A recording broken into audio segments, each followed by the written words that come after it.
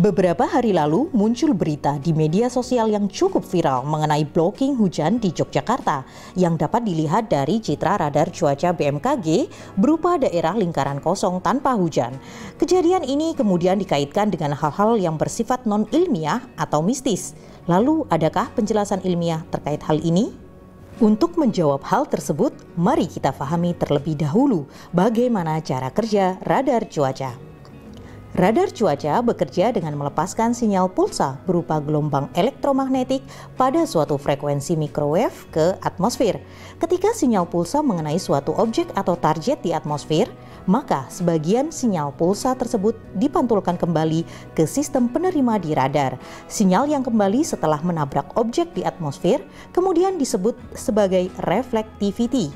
Besaran reflectivity tergantung dari parameter fisis dari objek, seperti ukuran, bentuk, orientasi, komposisi, dan lain sebagainya. Energi yang diterima kembali oleh radar kemudian dianalisis oleh komputer untuk menentukan lokasi dan intensitas hujan, serta informasi lain seperti arah dan kecepatan angin. Seluruh informasi tersebut kemudian dipetakan di komputer dalam bentuk gambar. Untuk memancarkan sinyal pulsa ke objek di atmosfer dan menerima sinyal balik dari objek, maka diperlukan sebuah alat yang terpasang pada radar cuaca yang disebut sebagai transmitter dan receiver.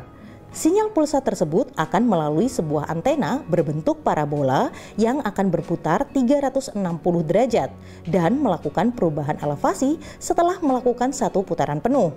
Pada saat itulah radar melakukan scanning fenomena cuaca di atmosfer.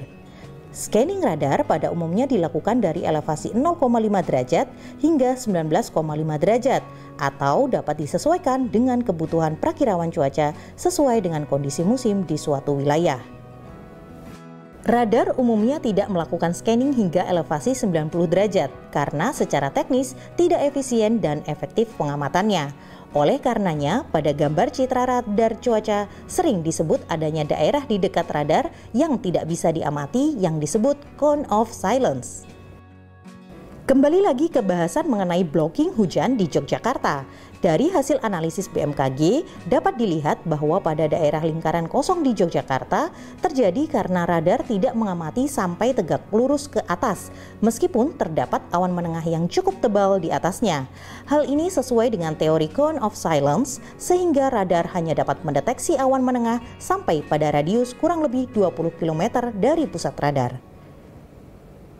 Demikian penjelasan cone of silence. Ikuti terus informasi terupdate dari BMKG.